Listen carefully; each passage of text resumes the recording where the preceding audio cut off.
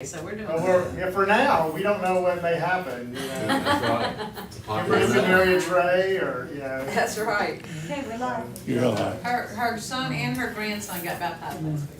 Oh, wow. Aiden and So- Justin, that we've been praying for. We are. Been on our prayers. Who was that? Permanent sub. Wow. Who was that? We are. Aiden and Scott. Justin. Good morning. I did not realize Hayden was your grandson. So I Isn't called that crazy? you. Little Hayden? Get a Yeah. legal book every I year. did So not good. realize that. So good. That's cool. I know, right? So I'm calling you. Good Small morning. world. Good morning. morning. Wait, I think it's a. That's- All right, so, I know you like to talk. my name is Harold, and we are in the book of Jeremiah. The focus passages are chapter 35, verses 5 through 19. The whole lesson supposedly covers chapters 34 through 35. So anyway, I'll open in prayer. So I know it's true. Oh, we just keep it. We may need the light. I don't know. I saw it. Most gracious Heavenly Father, Lord, we just come to you, Father. Just so thankful, Father, we get to open your word, Lord, that we get to dive in, Father, and see what you have to say to us this morning. Father, we just thank you for all these things, Father. Just guide and direct us through this lesson. Father, let me be your mouthpiece. And all these things I ask in Christ's name. Amen. Okay. So,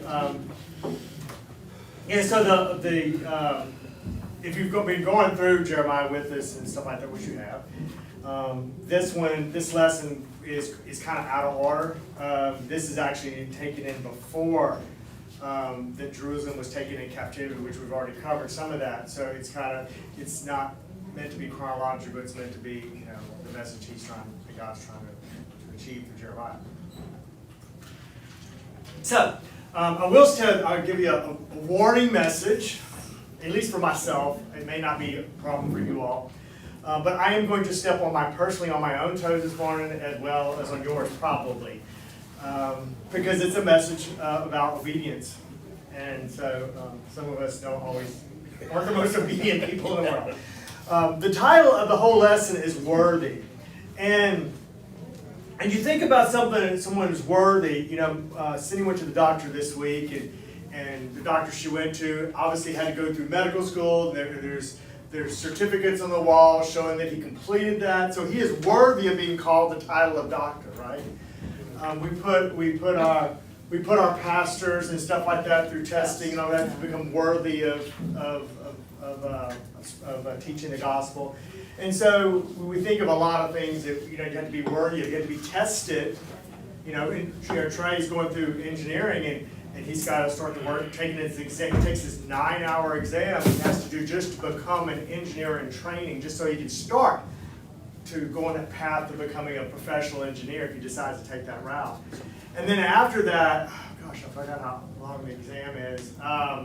6 to 8 hours. It's like a crazy long exam for I think the first one's 6 hours, the second one's 9 hours. But anyway, it's like a 9-hour, 10-hour, or whatever exam. For to become a professional engineer. It's really taking like a 30-minute break, but it's this all-day exam in order to be, because when you're signing off on plans, whether it be electrical, mechanical, or civil, or whatever, people's lives are at risk. Because if he signs off on something and burns a building down, kills a bunch of people, he's liable. He has to take professional liability insurance and stuff like that to protect himself. So we consider those people worthy of that title and stuff like that. And so that's kind of the focus. That as God's people, we are to be worthy of the title of being called God's people. And with it becomes some obligation on our part. So anyway, so you ever have someone use examples to teach you something? I know I do with my the children and stuff like that, the kids. And a lot of people do that. Well, don't do something stupid like that. Otherwise, you'll end up like cousin so and so. That's doing something dumb. That did something dumb. You use people's examples. You ever use that where you use in your life use the example? Well, you could do this and become like so and so, or you can do something dumb like this and end up like cousin Freddie over here, who's a beggar on the street or whatever. So we use that example kind of criteria to sort of teach lessons, right? So anyway, so that's what God is using in this particular story. So This is, he's using a comparison of the Rechabites. The Rechabites, in Jeremiah's day, and I'm literally reading from this because I couldn't remember the whole thing, were descendants of the followers of Jonadab, son of Rechab, which is where you get the Rechabites from. He was an ally of Jehu, who destroyed the house of Ahab some 250 years before. Jehu and his followers slaughtered the family of Ahab and his wife Jezebel, as well as all the priests of Baal, to reestablish the worship of Yahweh in the northern kingdom of Israel. So that's who this group is. They're not Israelites per se, but they are followers of God. They participated in this, and the Rechabites had, like I said, this previous leader of the Rechabites was their descendants, son of Jonadab, had made some proclamations for his people, for his descendants to follow, and they followed it to the T. It wasn't from a religious standpoint, but it was something that they, my descendants will do this, this, and this, and then that's what they did. And God is using that in this story to make a contrast from the Rechabites in their obedience, to at least not to God so much, but obedience to these other leaders and this other this ancestor. So this all occurred during the reign of Judah's evil king Jehoiakim. All these names. And so, and he was an evil king. He was responsible for burning Jeremiah's prophetic scroll. So he just had a disdain in general for anything God related. And so that's kind of where we're ending up here in this story. So any kind of group of people that we could think of that are just, extreme followers of tradition. You would have the Amish. Mm-hmm. That's my example here. Hasidic Jews. Mm-hmm. Primitive Baptists. Yeah. What do you say? Mennonites and a primitive Baptist. Some people are just. Even the Pentecost have traditions, don't they? Yeah. You could go to the extreme and say pretty much every gang in the city of Baton Rouge probably has tradition. The consequences of their disobedience is pretty intense. You don't just decide, I don't want to be in a gang anymore. That's not how it works, is it? You don't just all of a sudden decide to give it up. You're kind of once you cut into it, it's a lifelong thing. It's very hard to get out. Yeah. At least with your life. So we'll go ahead and open and see the contrast in here and what he's trying to say. So verse 5, it says, I set jars filled with wine and some cups before the sons of the house of the Rechabites and said to them, drink wine.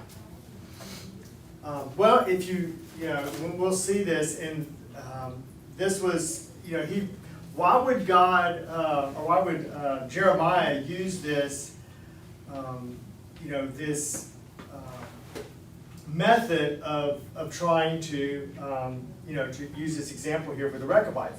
He knew that they were, I'm sure he was unaware, not unaware, God certainly was not unaware of their traditions and their obedience here. But this was what? This was a test. And he knew, I'm sure he probably very well knew. Now, to give you some history here, the Rechabites were in Jerusalem, but they were nomads. So that was their way of life, was being a nomad. The only reason they were in Jerusalem is because they were fearing the other, the Armenians and stuff like that. They were fearing the other countries and stuff like that, other groups, to the point that from their safety standpoint, they ended up in the city. Because normally they wouldn't be in the city. So, maybe in some respects, well, you're, with us here and we drink wine, therefore you'll drink wine. Maybe that was. They brought them into the temple. Yeah. Part of the temple ceremony was the drinking of wine. Right. And so they had a perfectly good excuse to violate their tradition because it was part of the worship service. Right, right. So to offer them wine and stuff like that wouldn't be, you know, outside the realm of, you know, possibility. It's, you know, being you know, to go into someone else's traditions and all that, someone else's country or something like that, and to partake in some of the things that you wouldn't traditionally do, you know, that's a test of your, of who you are. You know, like, well, we, you know, don't do this, or do this, and you do it. I mean, that's a test of of who you are as, you know, as a believer, and you stick to your guns and don't partake just because everyone else is doing it. You know, If you think about it, when you go in church and we have the Lord's Supper, people just do it sometimes to do what everybody else is doing. yeah. It's kind of that. That's way, almost too. yeah, just to do it good. And it's no different than, you know, I've been in Catholic churches where I have in the past have done the things with the kneeling, and other times I've just sat there. It's like, boy, I don't know what I'm doing. I don't know the key words that go up and down. Plus, you know, I don't know if it'd be almost disrespectful to participate in something that's not my thing, you know. But their reply says, but they replied, verses 6-7, but they replied, we do not drink wine, for Jonadab, son of our ancestor Rechab, commanded, you and your descendants must never drink wine. You must not build a house, or sow seed, or plant a vineyard. Those things are not for you. Rather, you must live in tents your whole life, so you may live a long time on the soil where you stay as a resident alien. So they've been given this command, and they're, you know, very vocal here of saying that nope, you know, this may be your tradition, but this is not ours. You know, and it's, you know, we get faced with temptation to join in. You know, do you join in? I mean, there's situations in the workplace and all that. People start doing something, and you know you shouldn't be involved in it, whether it be crude jokes or whether it be whatever. Gossip or whatever the case may be. I mean, and sometimes you just, because you're not want to be ousted, you want to maybe join into, you know, maybe not even participate, but you're standing there listening to it and hearing the crudeness go on, and not you know, unparticipating out of it. It's not a whole lot different here, that, you know, you're standing up for what God is, you know, what we're supposed to be obedient with in our life. What would you do in this situation if you were a Rechabite? I mean, I would think it would be so ingrained in you that, you know, you wouldn't give it a second thought. Thank you, but no thank you. Yeah, and so Susan, but I'm invited you into the temple. It's our custom. You know, we're being nice. We're protecting you and all that. I mean, you're going to do something against what our traditions are, and all. Aren't you going to participate and be nice in it and be, you know? You can do I don't one need monkey brains neither. Do what? I don't need monkey brains neither. You can decline respectfully. I mean, you know, And I and respect that culture should respect your decision. We have a perfectly legitimate parallel of that today. I say today, we did in the 60s, which is no longer today. Southern Baptists don't drink. There's nothing inherently, morally wrong with drinking, but it is a tradition in the Southern Baptist Church that you don't drink and you don't dance. That's right. You know, you and I went to a school Yeah. that no alcohol was allowed on the school grounds, no dancing was allowed on the school grounds. We had our junior and senior prom, all campus. Yeah. That was tradition. It had nothing to do with the morality of the act. There's also a lot of other things that was not. Yes. So I will own up to all that, because what he's talking about was the corner of Central and Hooper, the original Central School there. That's right. Those were the requirements.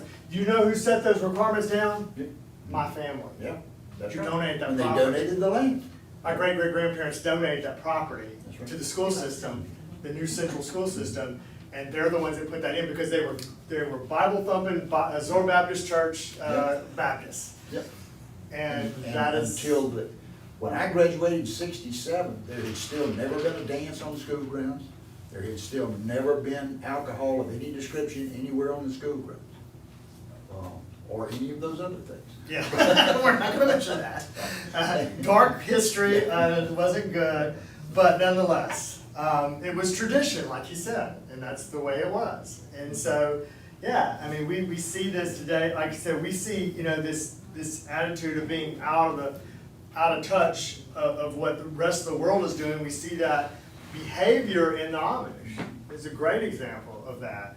Cindy and I, of course you were not from that area, Cindy and I visited, Lancaster County, which is the heart of Amish, Amish lifestyle. It's not just there, but that's where the largest concentration probably is. There are Amish in Ohio and Florida, they're all over the United States, but that's a large concentration, and you see it very, very much so, not participating in. Does anybody else live there? I mean, Yeah, not seeing them, they don't drive, they don't, don't have electricity, a lot of those things, they don't partake in that. And again, of course, they're taking it from certain scriptures they've kind of misinterpreted, in my opinion, is how they do that. Some of them are very good, and I applaud their obedience. I applaud their obedience. Whether they've kind of warped a little bit of the scriptures a little bit to their liking, they're very obedient, and those, I forgot what they call him. What they call their pastor. I forgot what they call him. Anyway, it's their leader, whatever. That particular group that worships together, that lead. I'm trying to remember what they're called. I can't remember. It's not. They don't call them pastors. It's something else. But they follow, huh? Warden. But they follow them, and their elder. Maybe I think they just call it elder. And so that elder determines what the rest of that families are going to do. They're participating in that group. That elder determines, if some of those groups are a little bit more lenient than others. Others will say, well, you can ride in a car, you just can't drive the car. And others will say, no, you can't even do that. Or others will say, maybe it is, maybe it is. And so it depends on that group, and they follow. They follow that tradition to the T. You're not to. You can be kicked out of the family, so to speak. their baby for dolls violating. do not have faces. Mhm.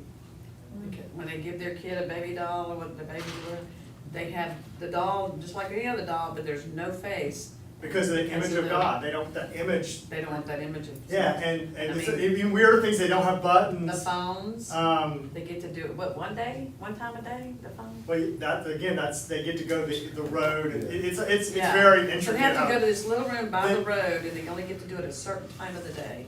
And they can get in a car, like you said, and go get pampers. They don't have the buttons because whatever, but the people that they ran just them don't out do of the that. old country, because they all came over.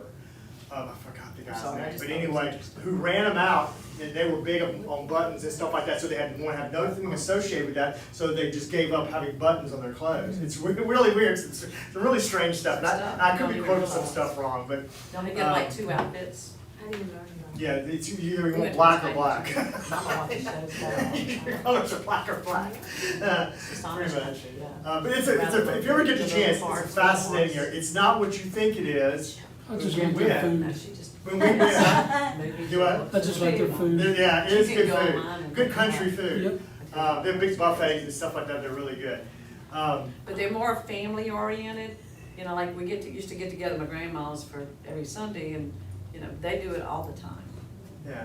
They But, always have family. but if you ever get a chance to go, it's not what I thought it was going to be. I thought we were going to go into this backwards place and all that, and it'd be very obvious. It was not very obvious unless you were looking to determine who was, what home was an Amish versus an Englishman, which is everyone but an Amish to the Amish.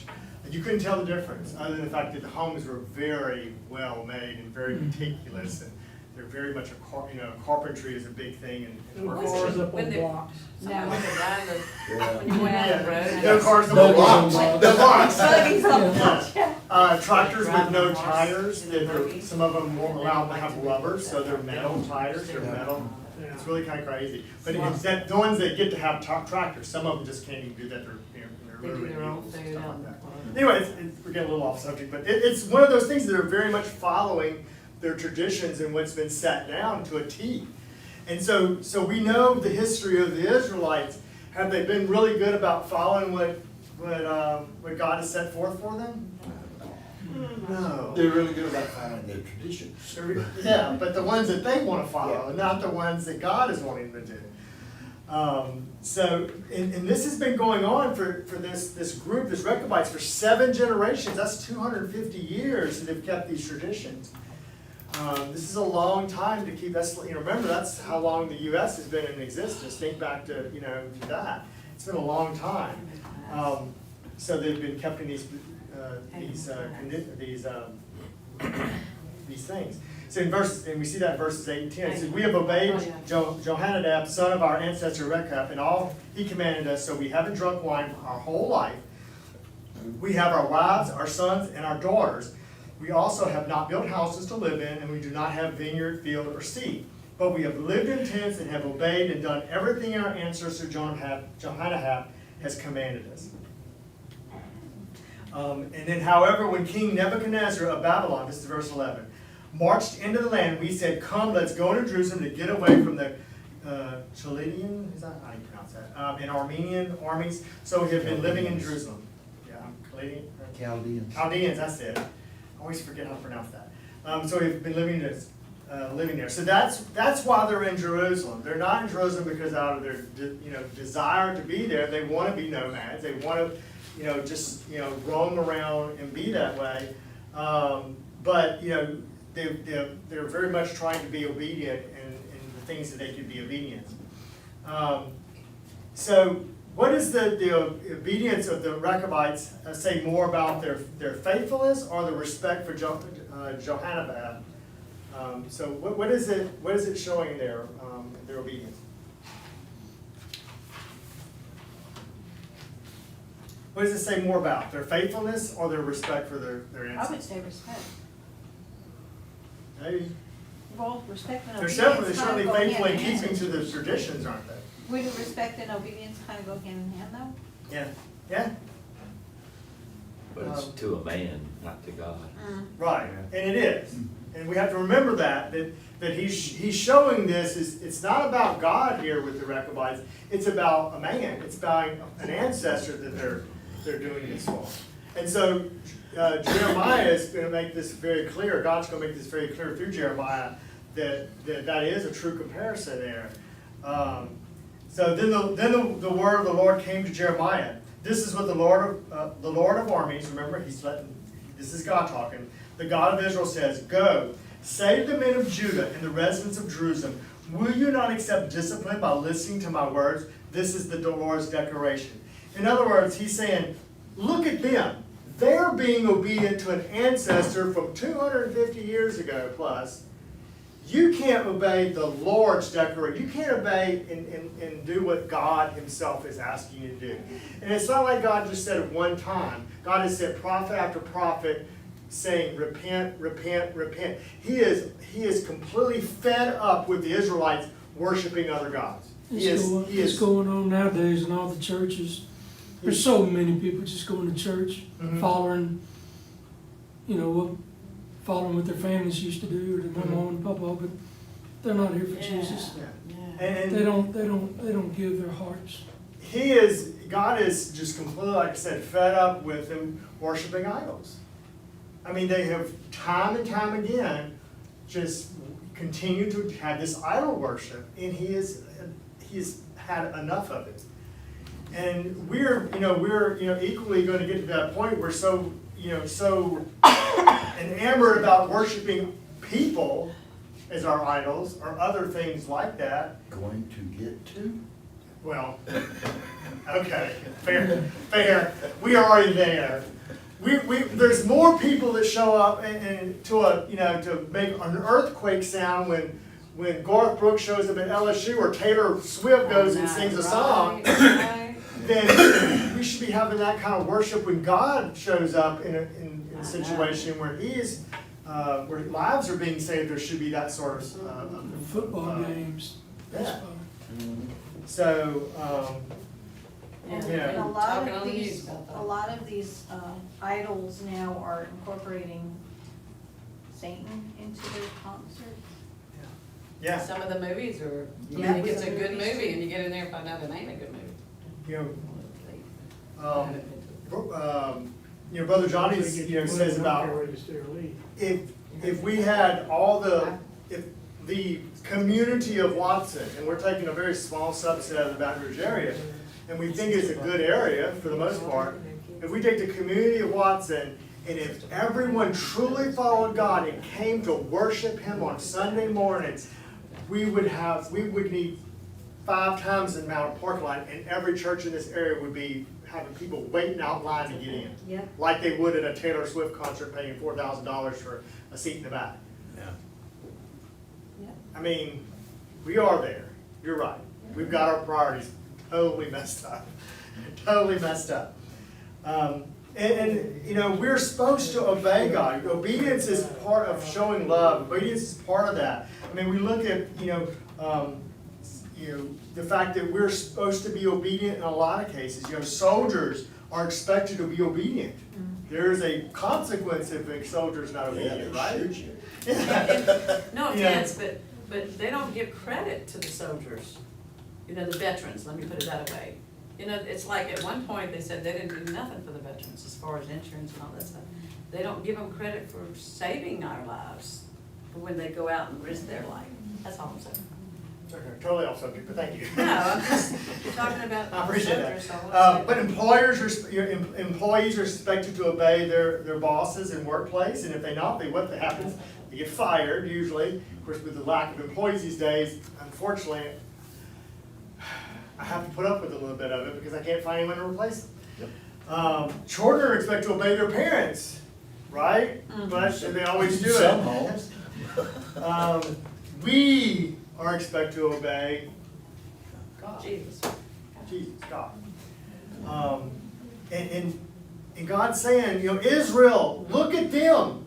They're being obedient. Why can't you be obedient? Why can't you put away idols and worship me as when all these things I've done for you, why can't you be obedient? And He's given a contrast to them. The words of Jonadab, son of Rechab, have carried out. The words of Jonadab, son of Rechab, have been carried out. I'm sorry. He commanded his descendants not to drink wine, and they have not drunk wine to this day, because they have obeyed their ancestors' command. But I have spoken to you time and time again. Notice that repetition. That means it's important. That's the way back in these writings and stuff like that, when God wrote something down or had repetition is a way of getting your attention. So when He says time and time again, He wants your attention. And you have not obeyed me. Time and time again, I have sent you all my servants, the prophets, proclaiming, turn each one from his evil way and correct your action. Stop following other gods to serve them. Live in the land that I gave you and your ancestors, but you did not pay attention or obey me. Obedience is a big deal to God, folks. It's a big deal for all of us. And I struggle with that sometimes. I really do. God has spoken to this obedience thing so many times. I'm not saying I'm completely 100% disobedient and everything, but I'm saying that there's things I need to be more obedient at. And when I went through, what's that? The book.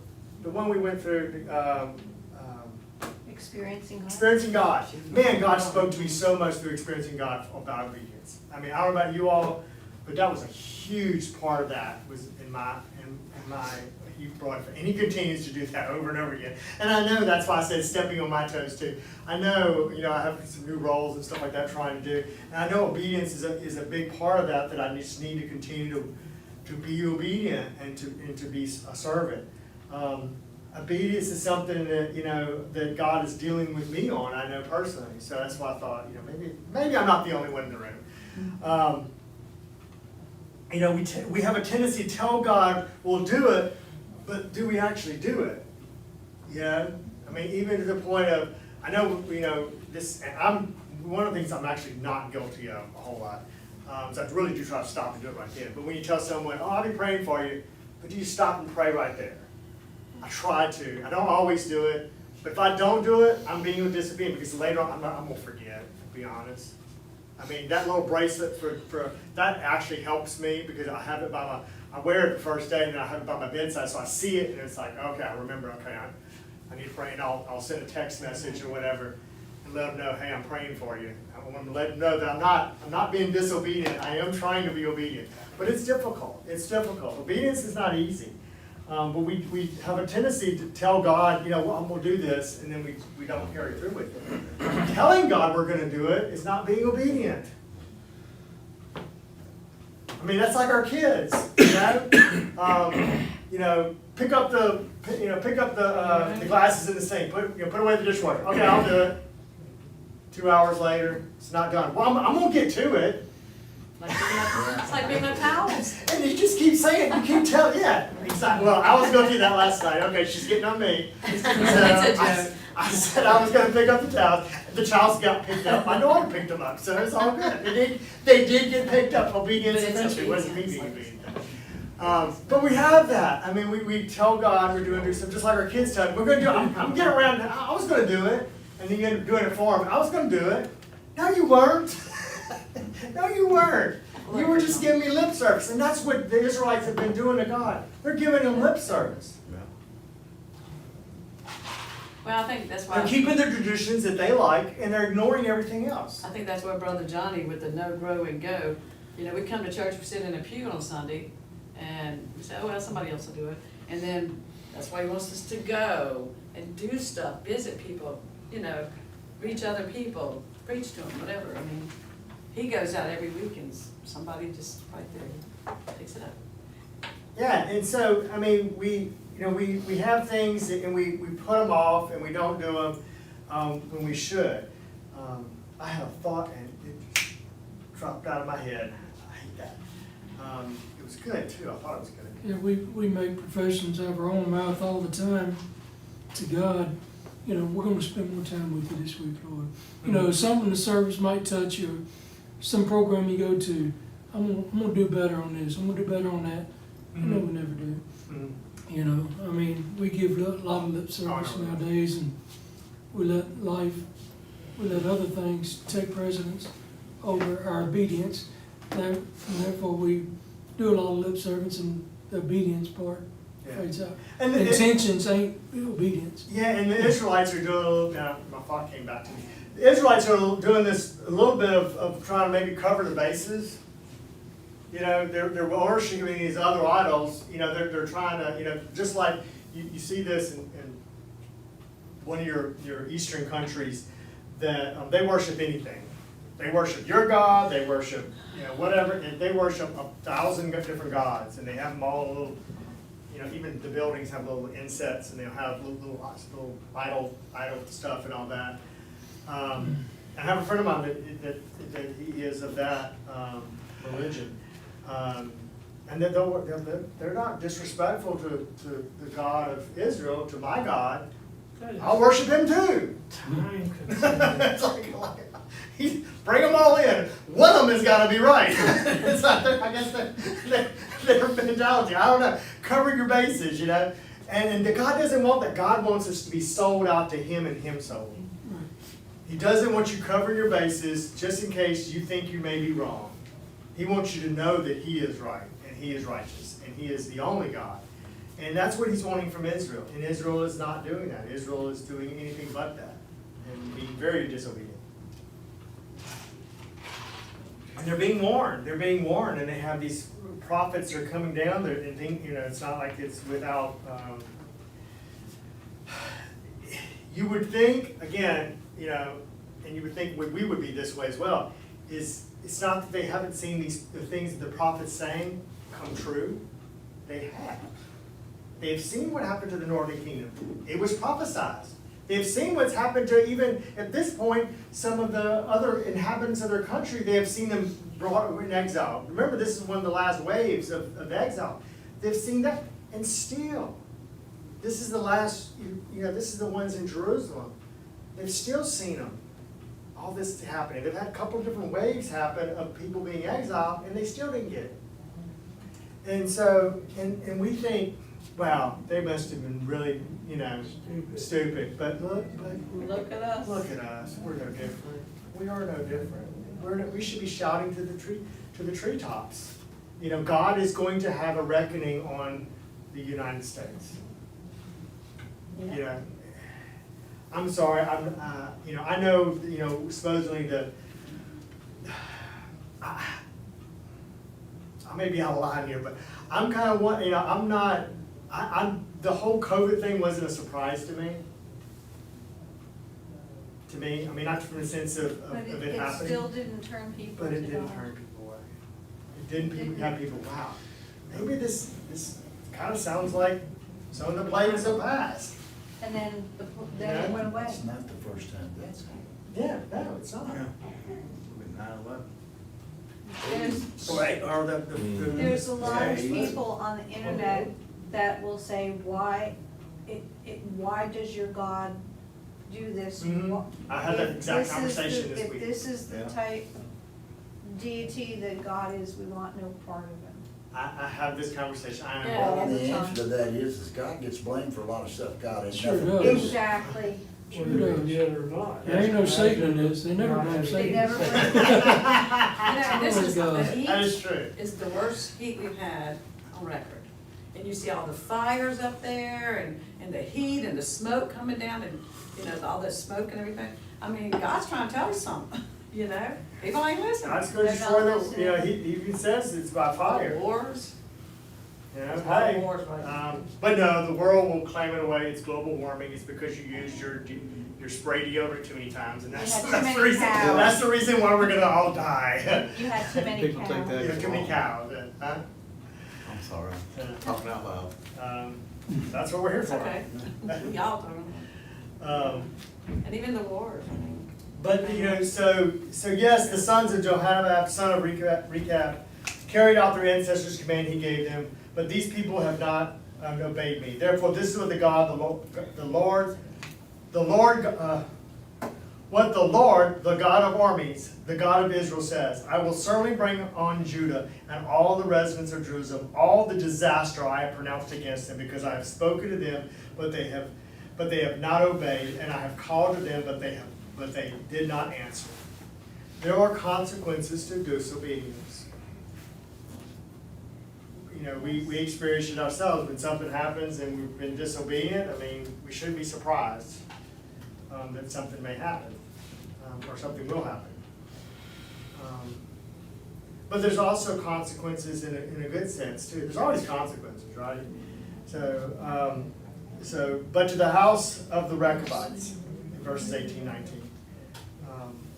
But to the house of Rechabites, Jeremiah said, this is what the Lord of armies, the God of Israel says. Remember, this is God speaking. Because, that's as a result of, you have obeyed the command of your ancestor Jehoiada, and have kept all his commands, and have done everything he commanded you. This is what the Lord of armies, the God of Israel says. Jehoiada, son of Rechabiah, will never fail to have a man to stand before me always. Here's your reward. They're not even being obedient to God. They're being obedient. The habit of obedience is persistent. Mhm. When you learn to be obedient to your parents, and you learn to be obedient to your teachers, and you learn to be obedient to your boss, you become obedient to God because it's a habit.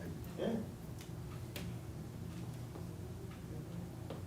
Or you can develop another habit. Yeah. Yeah, I mean, he is saying that, you know, in these, you know, and I did do my research and trace where these people are, and I forgot. I didn't write it down, I should have wrote it down. But they exist to this day. And, you know, they say, teach up a child in the way he should go, and when he is grown, you know, he will, how do you say, follow, whatever. But it's the same way, you know. if Yeah, they some were- of these descendants are actually Muslim today. They said, as of now, there are 17 tents in 5 regions of the Victorian Rechabites that are still actively operating today. Yeah. Wow. Yeah, some of the descendants are actually Muslim, and some of them are still Jewish, or follow the Jewish tradition. So yet they still exist. That reward was still there. So what about our obedience? What about our obedience? Why don't we obey? Because we Why don't can we just think we obey? can do better. Lazy. Cindy's pegged me, I guess. No, I'm sorry you pegged you, I'm being honest, but it's all me, I mean, we're all lazy, I mean, we, No, you don't feel you're- like doing it, you don't wanna do it. Our wants. Yeah. Fisher Humphreys. We don't sin because we're made to Yeah. sin, we sin because we like it. Yeah. Well, our priorities were wrong. We tend to do what we wanna do. Right. Yeah, We right, like put it. other things Yeah. ahead of other Yeah. priorities. So, this was, again, something from the Experiencing God study that I got out of it. And I should have already known it anyway, because, you know, as a child, you know, I wasn't always obedient, but I tried to be obedient for the most part. I wasn't a horrible child. But that's how we, obedience is a way, obedience is a way we show love. And that's what God says in His Word. You know, you will show your love to me by being obedient.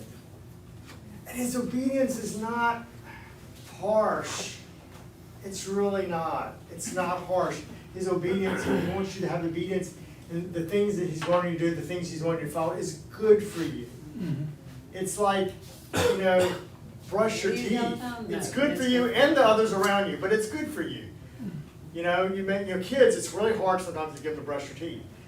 And sometimes it's hard to get them to shoot. Some of these young boys, it's hard to get them to take a bath. I mean, they just It's don't. hard to you know, wake them up, get them up. Well, that's a whole other situation. That's an older problem, They won't get up. older thing, more than it is a younger thing. That's what they make ice for. Ice. Yeah, yeah.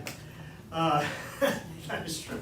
I have done that before with water spray bottle on my stepson. I would spray him awake. 30 ounce tumbler. It would wake him up. Yes. But, It's faster, more effective. yeah. But it's a way we show love, right? So our obedience to God is a way of us showing love for Him. We're showing obedience because, one, first and foremost, we trust Him. We should trust Him, and we should trust that His desire for us to be obedient is for our own good. That trust is an important part of it. The other part is that we want to please, because we do follow Him. We want to please Him. You want to please the people you follow, I would hope. You'd want them to, you know, in turn, you know, love you back. But the great thing about God is He loved us first. You know, we just have to return the love. Yeah, that's what's awesome about it. That's what's great about it. So I hope. I mean, like I said, it was. I know God's talking to me through this, through a lot of. You know, I struggle with being consistent on certain things. We expect stuff too, you know, I did this for him, but he didn't do this for me, and. It's not about what you get out of it. You're I gonna went get and something saw, out my of it. dad and That's- mom used to say all the time, well, I went and saw them last, it's their turn to come see me. I don't know where they got that from. You know, and my mama would tell me Keeping now, tabs, huh? her own sister lives in Pure Park, and I mean, honestly, she'll say, well, I called her last. I ain't heard from her. I said, well, Mom, you sit around the house all day, get on the phone and call her again. You know, you don't wait for someone to call you, maybe she's busy. She's got 6 kids now, but who has kids, who has kids. And I said, if you want to talk to her, call her. You know, it's the expectations of doing wrong, not Oh, thinking about you that. certainly don't want to get into a situation with God saying, well, God, what have you done for me lately? Yeah. That's a dangerous place to be. That's a very dangerous place to be. I don't wanna have that conversation. 'Cause he'll definitely list all the things He's already done, and Everything to He be can perfect. certainly And yet take away the Jesus, future. and yet Jesus said that those who love the Father will obey His commandments and they won't be burdensome to them. Right, If we did follow them, in return, God would really He would. bless your life abundantly. Mhm. You know, we'd be, like you said, we'd be a lot better off. Yeah, And not because we earn it or anything like that, but because God, with that love return, would just pour it out on us. and God, and yeah, you know, God doesn't, want us to test him, and there is one reference to testing regarding tithing. But other than that, we're not to test God. But God certainly does test us. And it's not a burdensome test, it's a test to try to teach us, just like he's trying to teach the Israelites, you know. We that never get obedience is a more good than we're thing. ready for. Yeah. He's already And prepared us for whatever he's. Yeah, and given us. he's using the, you know, why can't you be like your brother, you know, Jimmy here, you know? He's using that example here in this case, you know, why can't you be like so-and-so, you know, that he's got a good job and a good wife, and why are you on the couch not doing anything, you know? Look at them, you know? Look at, or, you know, just the opposite, you know, look at, you know, cousin Fred over there, he ain't worked a day in his life, and look at what he's up to, you know, he's begging for money on the street or whatever. You know, there's always examples and all that, and we use it with our own children, our own family, and God is using that example here. He's saying, look, you know, they've been obedient, not even to me, but look, the fact that they've been obedient, I'm gonna bless that, just the fact that they're being obedient. That's a character quality, and that's what God's working on, right? Yeah. God's working on our character. He wants us to be like Yeah. Christ. And with that character, he's working on that. And Jesus was obedient to the cross, to death. That's obedience. So, any other comments? When I was studying this, what came to my mind was integrity. Mm-hmm. Integrity is the manifestation of faithfulness by consistent action. When I'm consistently obedient, that manifests itself as integrity, that I always look the same, that you can depend on me, that if this happens, I'll do this. That's how it hit me. Yeah. You know. And this lesson is also the same thing, and I'm glad you said that. It's a key to memory on me. God is so good. That this time, this is great timing of this message regarding this, is that we are, you probably already saw in your bulletin, if you get the electronic bulletin, and Brother Johnny's gonna be mentioning, that we are coming up for, we're in desperate need of additional deacons in deacon ministry. And there's a, qualifications for that, and that is a testing of that person. And look at those qualifications. So it is a testing of that person. It's something that, you know, they have to have been proven in order to take on that role. And if you know it, if you've been here a while, I'm sure you already know, those who are out there, is the deacon ministry at Live Oak Baptist is a little, you know, is hopefully more a biblical definition of deacon ministry. We don't run the church. You know, it is truly. We don't run anything. Yeah, we don't run anything. We can't run ourselves, but that's a whole other thing. But no, it is really it's servanthood. It's servanthood. So if you know someone that has a servant-like heart and meets those criteria, and some of them have to be with being tested, being here for a certain length of time, so we know them and get to know their character and all that. But we are seeking out deacons. If God, I would suggest you pray about it, or definitely pray about it. If God leads you to put somebody's name down, then do so and turn those in, because we are seeking those. We'll have and not every, we look at those and we prayerfully, as a deacon body, look over those names and pray over them, and we go with where God leads us there as well. But we are very serious about those qualifications and all that, and they're God's qualifications, not our qualifications. So, but I would ask you to do that. Anything else? All right, I'm gonna close. And we'll, Fish Friday night, yeah, fish Friday night, rain sides, 5 o'clock. 5 o'clock. That'll be good. It's always So good. people online can see. There's some people that know how to seriously fry some fish around here. So, most gracious and Father, Lord, we thank you, Father, for the opportunity to open your word, Father, and to see what it is, to Father, to be obedient to you, Father, to give, for you to give an example of obedience, Lord, and to use that as a contrast to the nation of Israel. Lord, I just ask you to guide and direct us in that this week, Father, that you may speak to us about obedience, Father, and where we're to be obedient. Father, where we're maybe not being obedient to you, Father, will you point that out, Father, and convict us of that, so, Father, we can make correction, Father, as we follow you and we follow your Son. And all these things we ask in his name, Christ. Amen. Amen.